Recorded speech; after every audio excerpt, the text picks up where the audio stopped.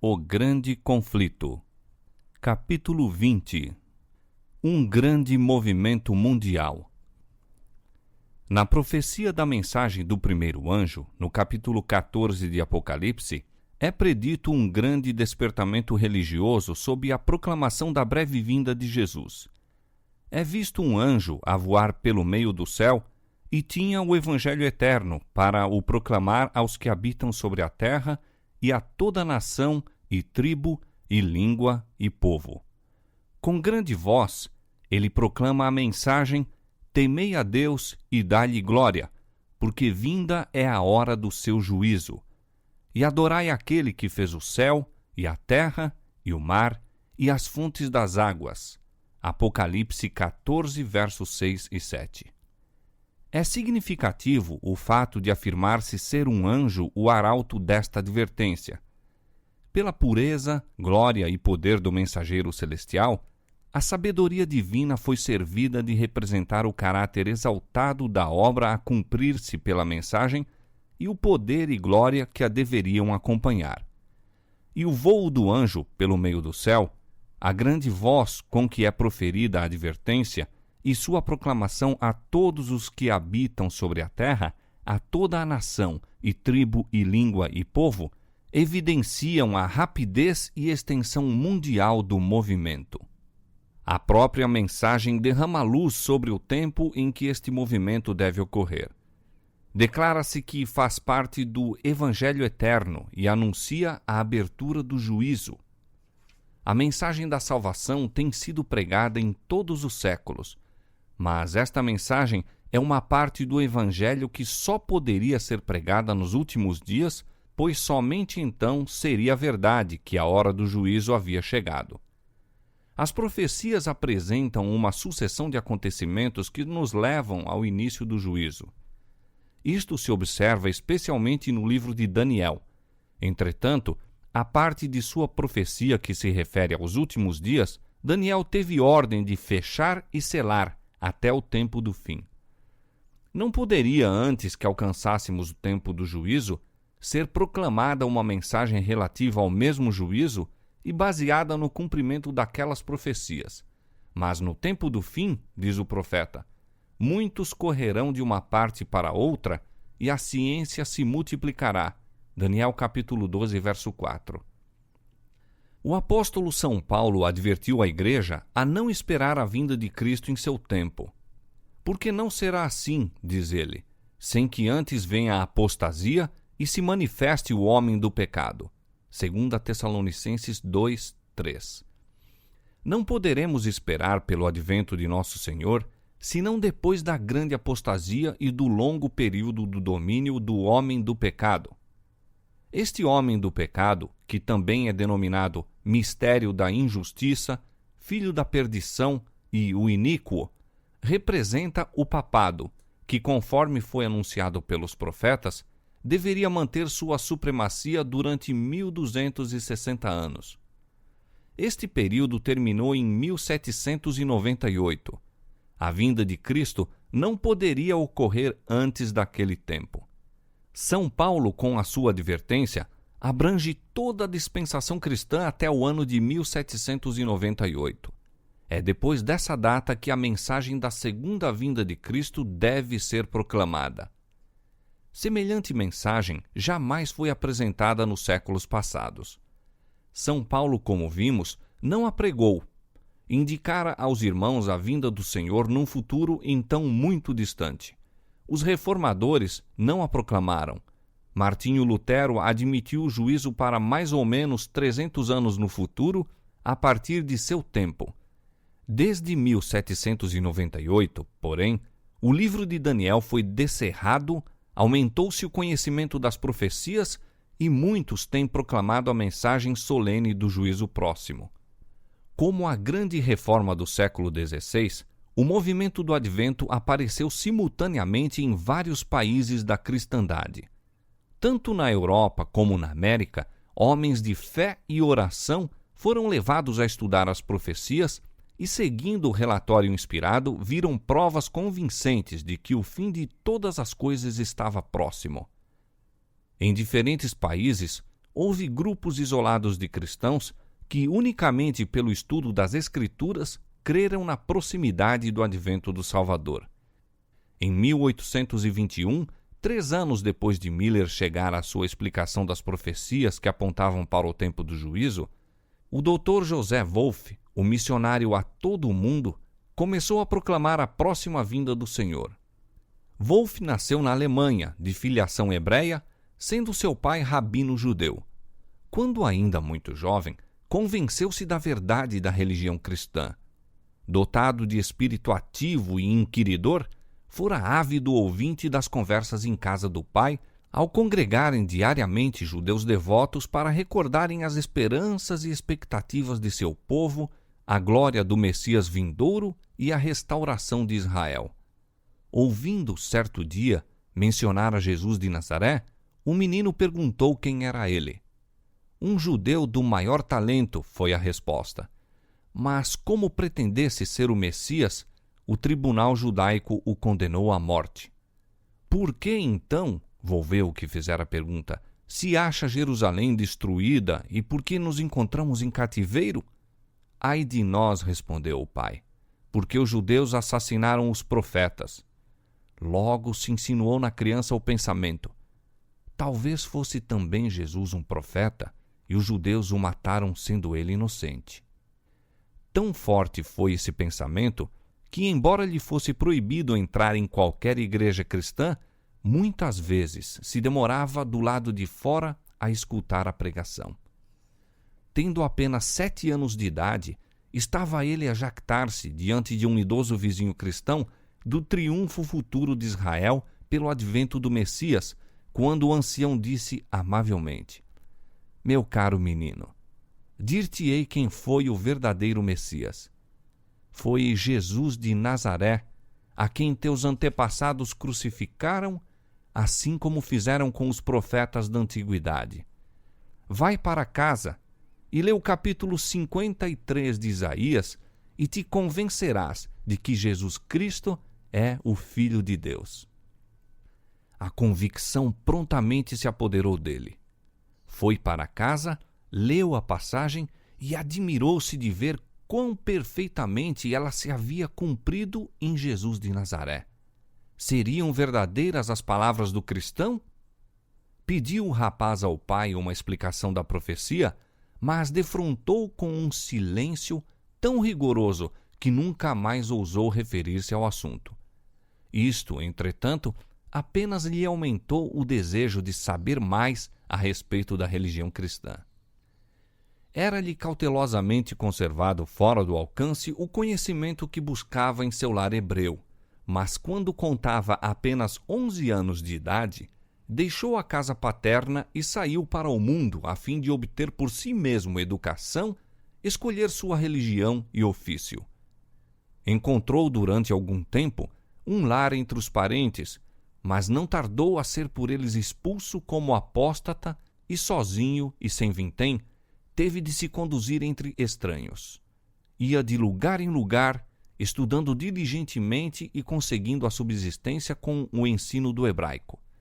Por influência de um professor católico, foi levado a aceitar a fé romana e formulou o propósito de se fazer missionário para o seu próprio povo. Com este objetivo, foi, alguns anos mais tarde, prosseguir os seus estudos no Colégio da Propaganda em Roma. Ali, seu hábito de pensar independentemente e falar com franqueza acarretou-lhe a acusação de heresia. Atacava abertamente os abusos da Igreja e insistia na necessidade de reforma. Embora a princípio fosse tratado com favor especial pelos dignitários papais, depois de algum tempo o removeram de Roma. Foi de um lugar para outro, sob a vigilância da Igreja, até que se tornou evidente que nunca poderia ser levado a submeter-se ao cativeiro do romanismo. Declararam-no incorrigível, deixaram-no em liberdade para que fosse onde lhe aprovesse. Encaminhou-se então para a Inglaterra e, professando a fé protestante, uniu-se à Igreja Anglicana. Depois de 2 anos de estudo, se entregou em 1821 à sua missão. Ao mesmo tempo que Wolff aceitava a grande verdade do primeiro advento de Cristo como homem de dores e experimentado nos trabalhos, via que as profecias apresentavam com igual clareza seu segundo advento com poder e glória. E ao passo que procurava conduzir seu povo a Jesus de Nazaré como o prometido, e indicar-lhes a sua primeira vinda em humilhação como sacrifício pelos pecados dos homens, ensinava-lhes também sua segunda vinda como Rei e Libertador. Jesus de Nazaré, o verdadeiro Messias, dizia ele, cujas mãos e pés foram traspassados, que como um cordeiro foi levado ao matadouro, que foi o homem de dores e experimentado em trabalhos, que veio pela primeira vez depois de ser o cetro tirado de Judá e o poder legislativo entre seus pés, virá pela segunda vez nas nuvens do céu e com a trombeta do arcanjo, e estará em pé sobre o Monte das Oliveiras, e aquele domínio sobre a criação que uma vez fora entregue a nosso primeiro pai e por ele perdido, será dado a Jesus. Ele será rei sobre a terra toda. Cessarão os gemidos, as lamentações da criação, e cânticos de louvor e ações de graça serão ouvidos. Quando Jesus vier na glória de seu Pai, com os santos anjos, os crentes que estiverem mortos ressuscitarão primeiro. Isto é o que nós, cristãos, chamamos primeira ressurreição. Então, o reino animal mudará sua natureza e se submeterá a Jesus. Prevalecerá a paz universal. O Senhor novamente olhará para a terra e dirá que tudo é muito bom. Wolff cria na próxima vinda do Senhor e sua interpretação dos períodos proféticos colocava o grande acontecimento em muito poucos anos de diferença do tempo indicado por Miller. Aos que insistiam nesta passagem, daquele dia e hora ninguém sabe, que os homens nada devem saber em relação à proximidade do advento, Wolff replicava: disse nosso Senhor que aquele dia e hora nunca deveriam ser conhecidos? Não nos deu ele sinais dos tempos, a fim de que possamos ao menos saber a aproximação de sua vinda, como alguém sabe da proximidade do verão pelo brotar das folhas na figueira? Não deveremos jamais conhecer esse tempo, quando Jesus mesmo nos exorta não somente a ler o profeta Daniel, mas a compreendê-lo? E o mesmo livro de Daniel, em que se diz que as palavras estavam fechadas até o tempo do fim, conforme era o caso em seu tempo, declara que muitos correrão de uma parte para outra, expressão hebraica para significar observar e pensar a respeito do tempo. E a ciência, em relação ao seu tempo, se multiplicará. Demais, nosso Senhor não tem o intuito de dizer com isto que a proximidade do tempo não será conhecida, mas que o dia e hora exatos ninguém sabe. Pelos sinais dos tempos, diz ele, será conhecido o suficiente para nos induzir ao preparo para a sua vinda, tal como Noé preparou a arca. Em relação ao sistema popular de interpretar as Escrituras, ou de mal interpretá-las, escreveu Wolff: a maior parte da igreja cristã tem se separado do claro sentido das Escrituras, volvendo ao sistema fantasioso dos budistas. Estes creem que a futura felicidade dos homens consistirá em mover-se pelo ar. Admitem que, quando leem judeus, devem entender gentios, e quando leem Jerusalém, devem compreender igreja. E se fala de terra, significa céu, e pela vinda do Senhor, devem compreender o progresso das sociedades missionárias. E subir ao monte da casa do Senhor significa imponente reunião religiosa dos metodistas. Durante 24 anos, de 1821 a 1845, Wolff viajou extensamente. Na África, visitando o Egito e a Abissínia, na Ásia, atravessando a Palestina, Síria, Pérsia, Bucara e a Índia. Visitou também os Estados Unidos, pregando na viagem para lá, na ilha de Santa Helena. Chegou a Nova York em agosto de 1837 e, depois de falar naquela cidade, pregou em Filadélfia e Baltimore, dirigindo-se finalmente a Washington. Ali, diz ele, por uma proposta apresentada pelo ex-presidente John Quincy Adams em uma das casas do Congresso, concedeu-se-me unanimemente o uso do salão do Congresso para uma conferência que eu pronunciei em um sábado, honrada com a presença de todos os congressistas e também do bispo de Virgínia e do clero e cidadãos de Washington. A mesma honra me foi conferida pelos membros do governo de Nova Jersey e Pensilvânia, em cuja presença fiz conferências sobre minhas pesquisas na Ásia e também sobre o reino pessoal de Jesus Cristo. O Dr. Wolff viajou nos países mais bárbaros, sem a proteção de qualquer autoridade europeia, suportando muitas agruras e cercado de inumeráveis perigos. Foi espancado e sofreu fome, sendo vendido como escravo e 3 vezes condenado à morte. Foi assediado por ladrões e algumas vezes quase pereceu de sede. Uma ocasião, despojaram-no de tudo o que possuía, obrigando-no a viajar centenas de quilômetros a pé através de montanhas, descalço e com os pés enregelados ao contato do chão frio e o rosto açoitado pela neve. Quando advertido pelo fato de ir desarmado entre tribos selvagens e hostis, declarava estar provido de armas, oração, zelo para com Cristo e confiança em seu auxílio. Também estou provido, disse ele, do amor de Deus e do meu próximo em meu coração e da Bíblia em minhas mãos. Aonde quer que fosse, levava consigo as escrituras em hebraico e em inglês. De uma de suas últimas jornadas, diz ele, eu conservava a Bíblia aberta na mão. Sentia que o meu poder estava no livro e que sua força me sustentaria. Assim perseverou em seus labores até que a mensagem do juízo foi levada a uma grande parte habitável do globo. Entre judeus, turcos, parsis, hindus e muitas outras nacionalidades e raças, ele distribuiu a palavra de Deus nessas várias línguas e em toda parte anunciou a proximidade do reino do Messias. Em suas viagens na Bukhara, encontrou a doutrina da próxima vinda do Senhor, professada por um povo remoto e isolado. Os árabes do Iêmene, diz ele, acham-se de posse de um livro chamado Seera, que dá informação sobre a segunda vinda de Cristo e seu reino em glória, e esperam ocorrerem grandes acontecimentos no ano de 1840. No Iêmene, passei 6 dias com os filhos de Recabe. Não bebem vinho, não plantam vinhedos, não semeiam e vivem em tendas. Lembram-se do bom e velho Jonadab, filho de Recabe. E encontrei em sua companhia filhos de Israel, da tribo de Dan, que esperam com os filhos de Recabe a breve vinda do Messias nas nuvens do céu.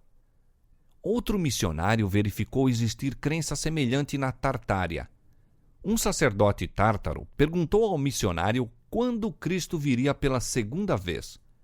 Ao responder o missionário que nada sabia a respeito, o sacerdote pareceu ficar grandemente surpreso com tal ignorância em quem professava ser ensinador da Bíblia e declarou sua própria crença baseada na profecia de que Cristo viria aproximadamente em 1844.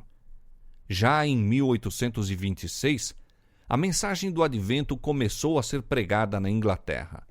O movimento ali não tomou forma definida como na América. O tempo exato do Advento não era geralmente tão ensinado, mas proclamava-se vastamente a grande verdade da próxima vinda de Cristo em poder e glória. E isto não somente entre os dissidentes e não conformistas. Morant Brock, escritor, declara que mais ou menos 700 pastores da Igreja Anglicana estavam empenhados na pregação deste Evangelho do Reino. A mensagem que indicava 1844 como o tempo da vinda do Senhor foi também dada na Grã-Bretanha. Publicações sobre o Advento provenientes dos Estados Unidos, eram amplamente disseminadas.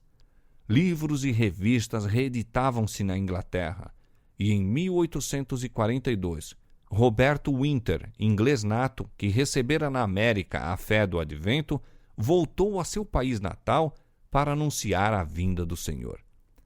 Muitos se uniram a ele na obra, e a mensagem do juízo foi proclamada em várias partes da Inglaterra.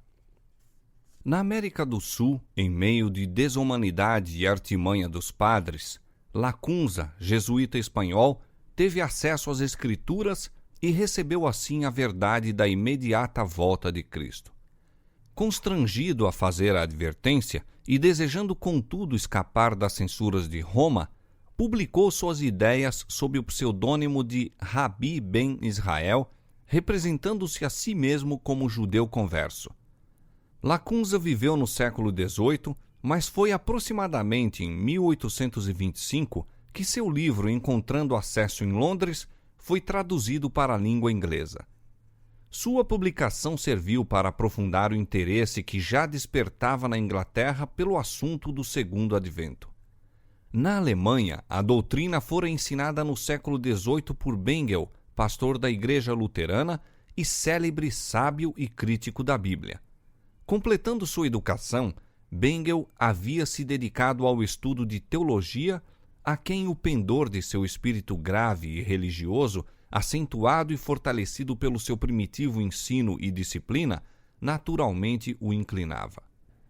Como outros jovens de caráter meditativo, antes e depois dele, teve que lutar com dúvidas e dificuldades de natureza religiosa. E ele faz alusão, muito sentidamente, às muitas setas que lhe transpassavam o pobre coração, tornando-lhe a juventude difícil de suportar. Ao tornar-se membro do consistório de Württemberg, advogou a causa da liberdade religiosa. Ao passo que mantinha os direitos e privilégios da Igreja, defendia toda a liberdade razoável aos que se sentiam obrigados, por motivos de consciência, a retirar-se de sua comunhão. Os bons efeitos desta política são ainda sentidos em sua província natal. Foi enquanto preparava um sermão sobre Apocalipse capítulo 21 para o domingo do Advento que a luz da segunda vinda de Cristo raiou no espírito de Bengel. As profecias do Apocalipse desvendaram-se-lhe a compreensão como nunca dantes. Vencido pela intuição da importância estupenda e extraordinária glória das cenas apresentadas pelo profeta, foi obrigado a desviar-se por algum tempo da contemplação do assunto. No púlpito, este se lhe apresentou novamente em toda a sua clareza e poder. Desde aquele tempo, se dedicou ao estudo das profecias, especialmente as do Apocalipse, e logo chegou à crença de que elas mostravam a proximidade da vinda de Cristo. A data que fixou como o tempo do segundo advento diferia, em muitos poucos anos, da que mais tarde Miller admitiu. Os escritos de Bengel têm sido espalhados por toda a cristandade. Suas ideias sobre profecias foram, de modo geral, recebidas em seu próprio estado de Württemberg e, até certo ponto, em outras partes da Alemanha. O movimento continuou depois de sua morte e a mensagem do Advento ouviu-se na Alemanha ao mesmo tempo em que despertava a atenção dos homens em outras terras. Logo no início, alguns dos crentes foram à Rússia e ali formaram colônias, e a crença na próxima vinda de Cristo é ainda mantida pelas igrejas alemãs daquele país. A luz brilhou também na França e Suíça. Em Genebra, onde Farel e Calvino tinham propagado as verdades da Reforma, Gaussen pregou a mensagem do Segundo Advento. Na escola, como estudante, Gaussen encontrou o espírito de racionalismo que invadiu a Europa toda durante a última parte do século XVIII e início do XIX, e ao entrar para o ministério, não somente ignorava a verdadeira fé, mas se inclinava ao ceticismo. Em sua mocidade se interessara pelo estudo da profecia. Depois de ler a história antiga de Holling, sua atenção foi despertada para o segundo capítulo de Daniel, e surpreendeu-se com a maravilhosa exatidão com que a profecia se cumprira, conforme se via no relato do historiador.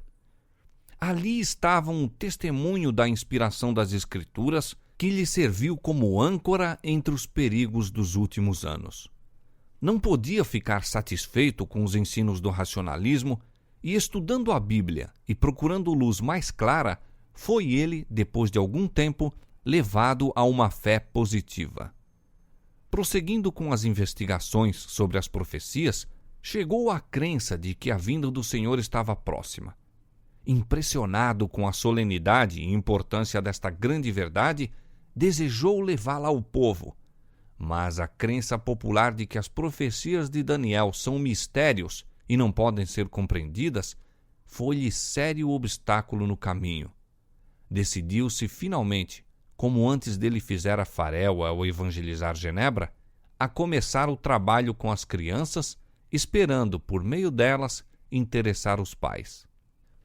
Desejo que seja compreendido, disse ele mais tarde, falando de seu objetivo neste empreendimento, que não é por considerá-lo de pequena importância, mas, ao contrário, por causa do seu grande valor, que desejei apresentá-lo desta maneira familiar e que falei às crianças.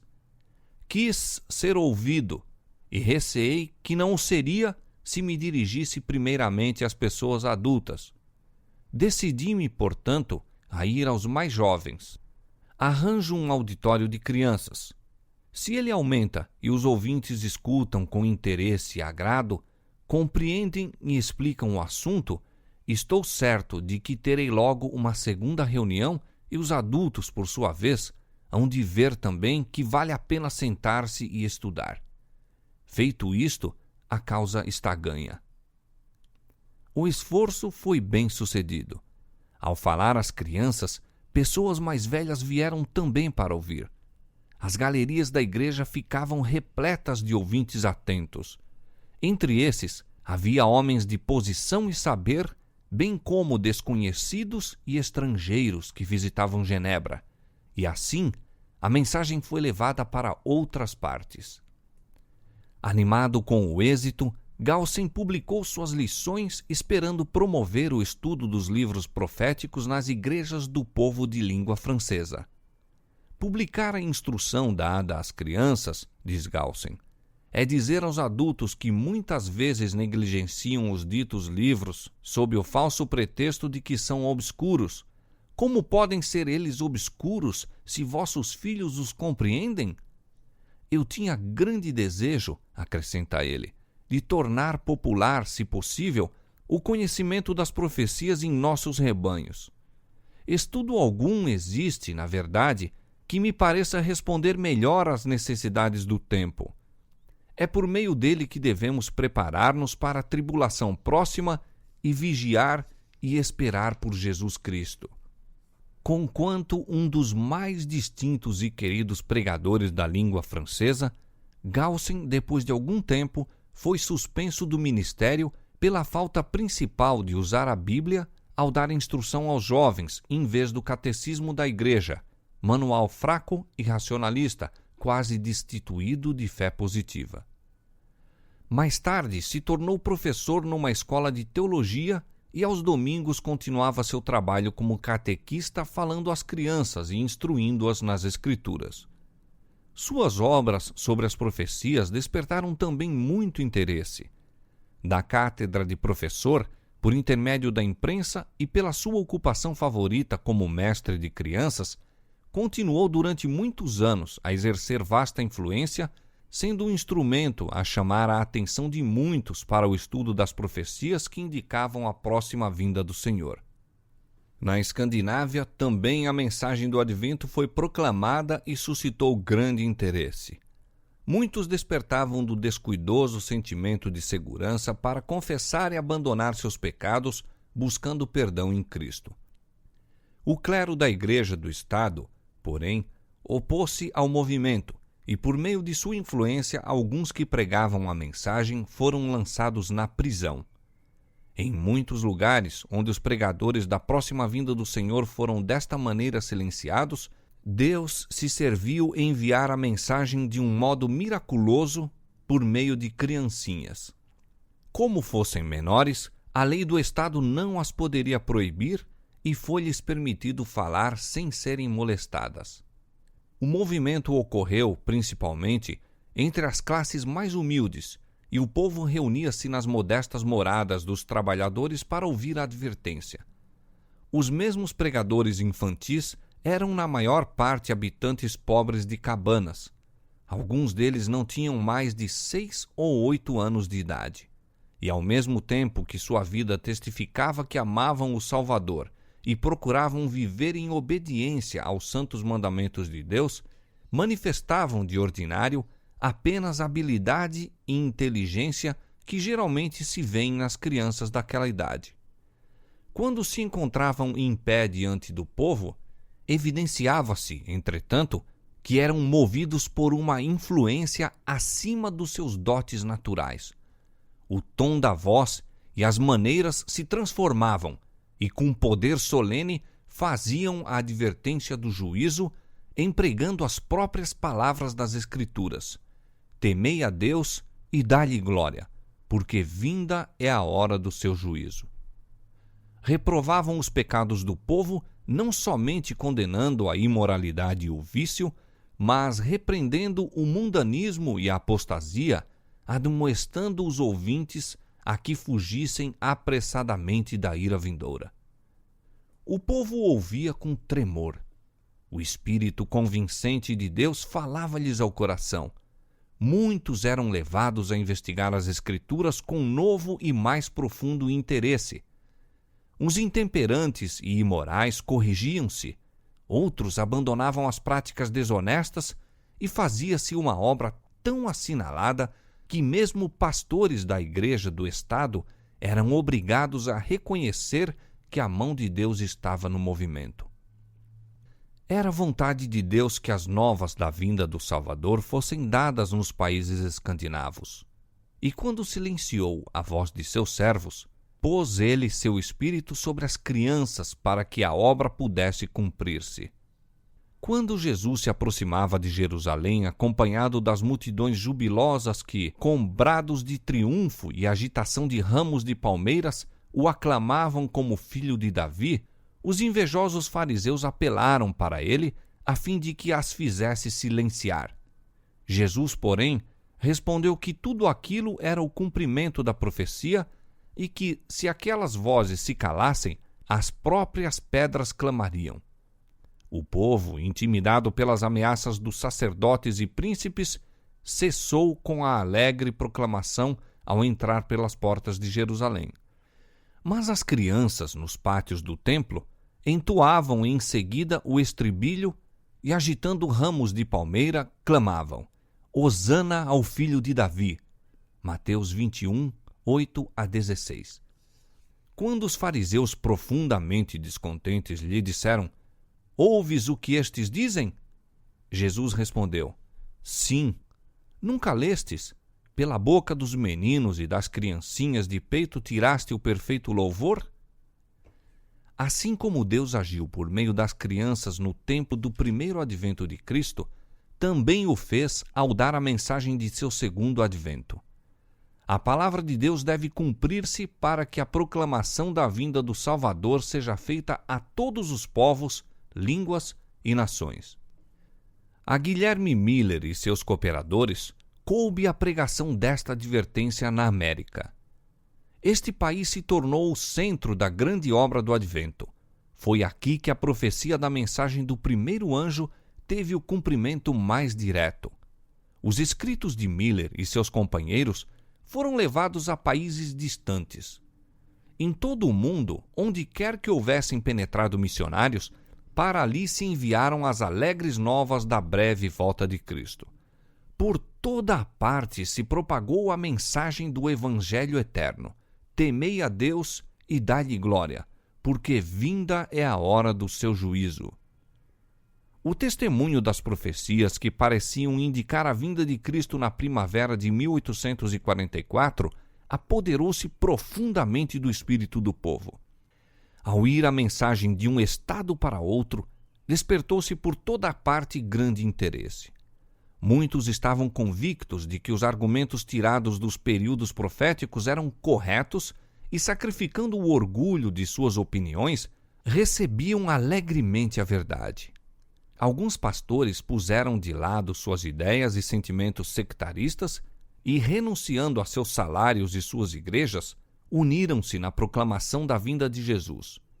Houve, entretanto, relativamente poucos pastores que aceitaram esta mensagem. Foi, por conseguinte, confiada em grande parte aos humildes leigos. Lavradores deixavam os campos, mecânicos as ferramentas, negociantes as suas mercadorias, profissionais os seus cargos.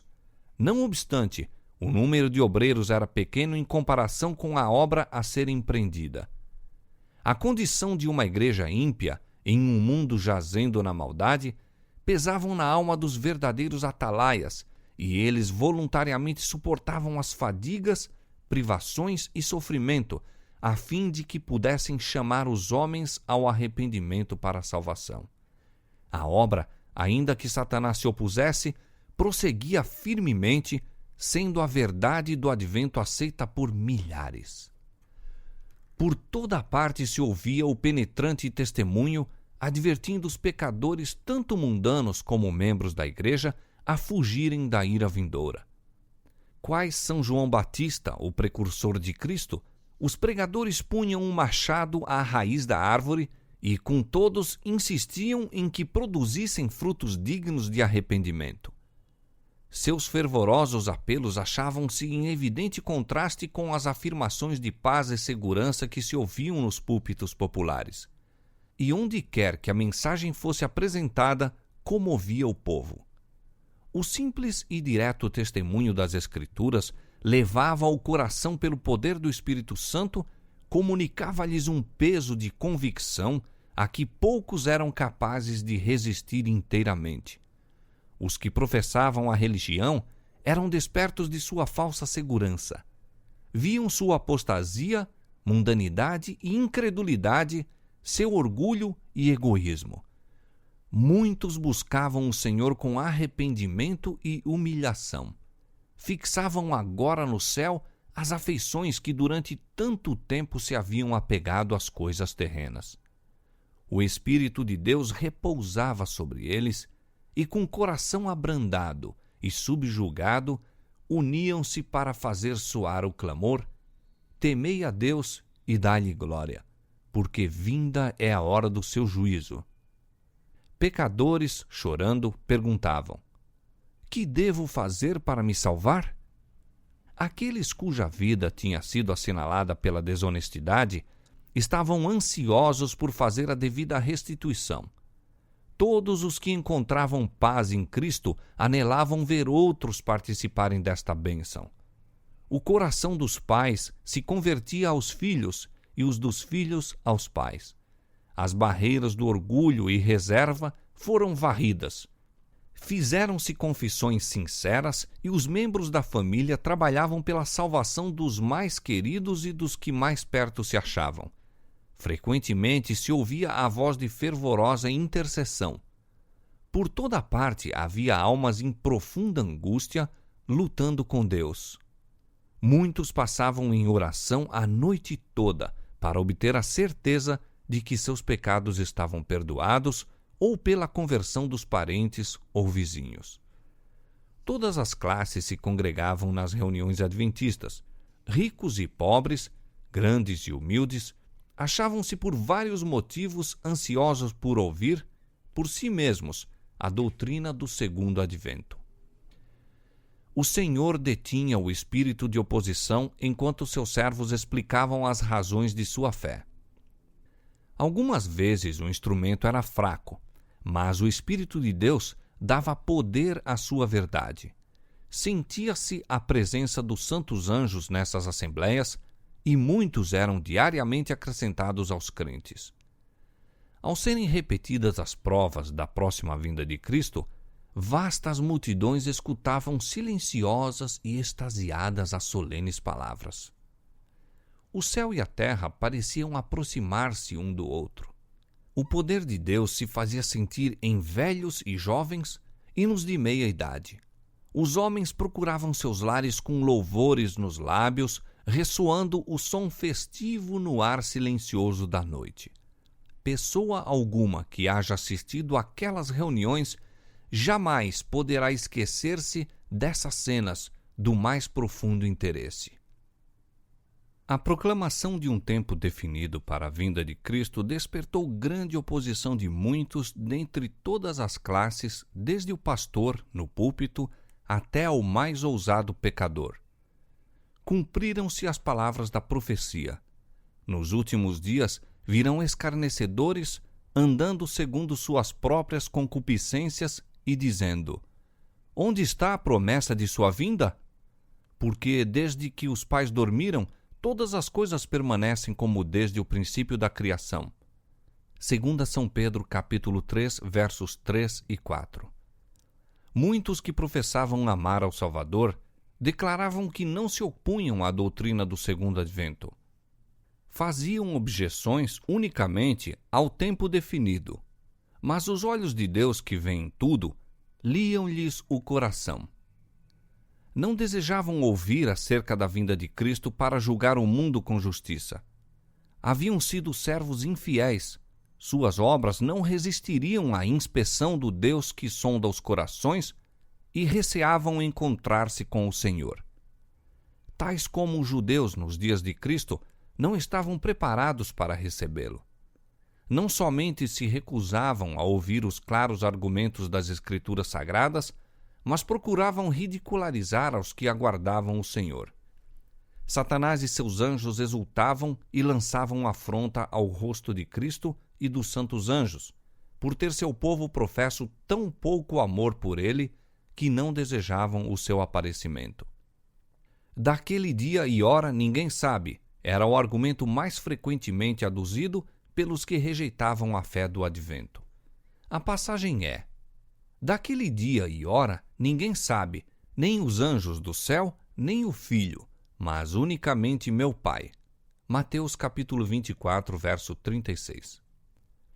Uma explicação clara e harmoniosa desta passagem era apresentada pelos que aguardavam o Senhor, e o emprego errôneo que da mesma faziam seus oponentes foi claramente demonstrado. Estas palavras foram proferidas por Cristo na memorável conversação com os discípulos no Monte das Oliveiras, depois que ele, pela última vez, se afastou do templo. Os discípulos haviam feito a pergunta: que sinal haverá de tua vinda e do fim do mundo? Jesus lhes deu sinais e disse: quando virdes todas estas coisas, sabei que ele está próximo às portas. Mateus 24, versos 3 e 33. Não se deve admitir que uma declaração do Senhor destrua a outra. Conquanto ninguém saiba o dia ou a hora de sua vinda, somos instruídos quanto à sua proximidade e isto nos é exigido saber. Demais, é-nos ensinado que desatender à advertência ou recusar saber a proximidade do advento do Salvador ser-nos-á tão fatal como foi aos que viveram nos dias de Noé o não saber quando viria o dilúvio. E a parábola, no mesmo capítulo, põe em contraste o servo fiel com o infiel e dá a sentença ao que disse em seu coração: o meu Senhor tarde virá. Mostra sob que luz Cristo olhará e recompensará os que encontrar vigiando e pregando sua vinda, bem como os que a negam. Vigiai, pois, diz ele, bem-aventurado aquele servo que o Senhor, quando vier, achar servindo assim. Mateus capítulo 24, versos 42 a 51. Se não vigiares, virei sobre ti como um ladrão, e não saberás a que hora sobre ti virei. Apocalipse capítulo 3, verso 3. São Paulo fala de uma classe para a qual o aparecimento do Senhor há de ser surpresa. O dia do Senhor virá como o ladrão de noite, pois que quando disserem: há paz e segurança, então lhes sobrevirá repentina destruição, e de modo nenhum escaparão. Mas ele diz aos que atendem à advertência do Salvador: vós, irmãos, já não estais em trevas, para que aquele dia vos surpreenda como um ladrão, porque todos vós sois filhos da luz e filhos do dia. Nós não somos da noite nem das trevas. 1 Tessalonicenses capítulo 5, versos 2 a 5.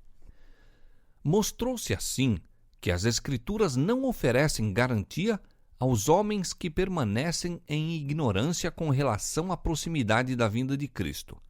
Aqueles, porém, que unicamente desejavam uma desculpa para rejeitar a verdade, fechavam os ouvidos a esta explicação, e as palavras "daquele dia e hora ninguém sabe" continuaram a ser repetidas pelos audaciosos escarnecedores e mesmo pelos professos ministros de Cristo.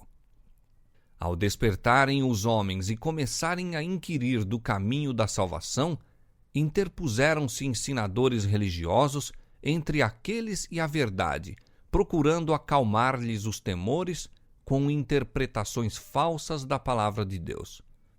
Infiéis atalaias uniram-se na obra do grande enganador, clamando: "Paz, paz", quando Deus não havia falado de paz. Muitos, tais quais os fariseus do tempo de Cristo, se recusaram a entrar no reino do céu e embaraçavam aos que estavam entrando. O sangue dessas almas ser-lhes-á requerido. Os mais humildes e devotos nas igrejas eram geralmente os primeiros a receber a mensagem. Os que estudavam por si mesmos a Escritura Sagrada não podiam deixar de ver o desacordo das opiniões populares com os textos sagrados referentes à profecia. Onde quer que o povo não fosse dirigido pela influência do clero, onde quer que por si mesmos investigassem as Escrituras, a doutrina do Advento precisava apenas ser comparada com as Escrituras para estabelecer-se-lhe a autoridade divina. Muitos eram perseguidos por seus irmãos descrentes. Alguns, a fim de conservar sua posição na igreja, resolveram não falar a respeito de sua esperança. Outros, porém, sentiam que a lealdade para com Deus não lhes permitia ocultar desta maneira as verdades que ele lhes confiara. Não poucos foram separados da comunidade da igreja unicamente pelo motivo de exprimirem sua crença na vinda de Cristo. Muito preciosas se tornaram, aos que suportavam esta prova de fé, as palavras do profeta: "Vossos irmãos que vos aborrecem e longe de si vos separam por amor do meu nome, dizem: glorifique-se o Senhor. Porém, aparecerá para a vossa alegria e eles serão confundidos." Isaías capítulo 66, verso 5. Anjos de Deus observavam com o mais profundo interesse o resultado da advertência. Quando houve uma rejeição geral da mensagem por parte das igrejas, afastaram-se os anjos com tristeza. Muitos havia, porém, que ainda não tinham sido provados quanto à verdade do advento. Muitas pessoas eram transviadas por maridos, esposas, pais ou filhos, e fazia-se-lhes crer que era pecado até mesmo o escutar as heresias pregadas pelos adventistas. Os anjos de Deus receberam ordem de velar fielmente por aquelas almas, pois outra luz, procedente do trono de Deus, deveria ainda resplandecer sobre elas. Com inexprimível desejo, os que haviam recebido a mensagem aguardavam a vinda do Salvador. O tempo em que esperavam encontrar-se com ele estava às portas. Com calma e solenidade, viam aproximar-se a hora. Permaneciam em doce comunhão com Deus, como que antegozando a paz que desfrutariam no glorioso porvir. Pessoa alguma que haja experimentado esta confiante esperança poderá esquecer-se daquelas preciosas horas de expectativa. Algumas semanas antes do tempo, as ocupações seculares foram, em sua maior parte, postas de lado. Como se estivessem no leito de morte e devessem dentro de poucas horas cerrar os olhos às cenas terrestres, os crentes sinceros examinavam cuidadosamente todos os pensamentos e emoções de seu coração. Não houve confecção de vestes para a ascensão. Todos sentiam, porém, a necessidade de evidência íntima de que estavam preparados para encontrar-se com o Salvador.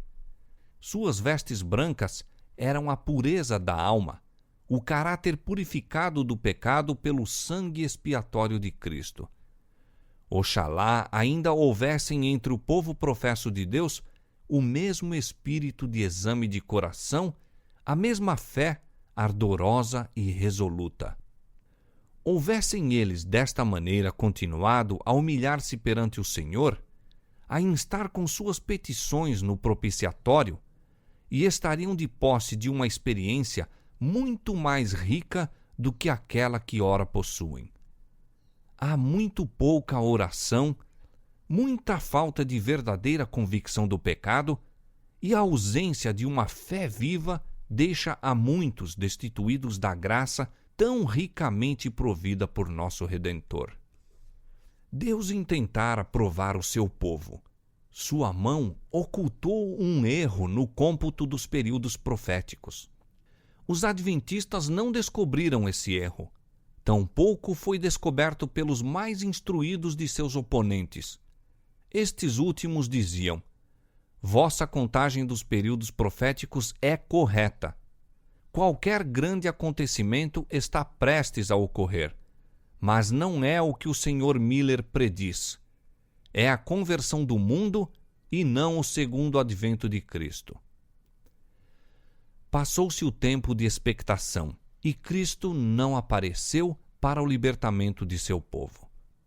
Os que com fé e amor sinceros haviam esperado o Salvador experimentaram amargo desapontamento. Todavia, os propósitos de Deus se cumpriam. Estava ele a provar o coração dos que professavam estar à espera de seu aparecimento. Muitos havia entre eles que não tinham sido constrangidos por motivos mais elevados do que o medo. A profissão de fé não lhes transformara o coração nem a vida. Não se realizando o acontecimento esperado, declararam essas pessoas que não se achavam decepcionadas.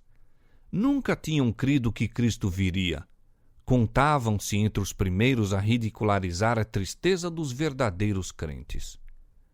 Mas Jesus e toda a hoste celestial olhavam com amor e simpatia para os provados e fiéis, embora decepcionados.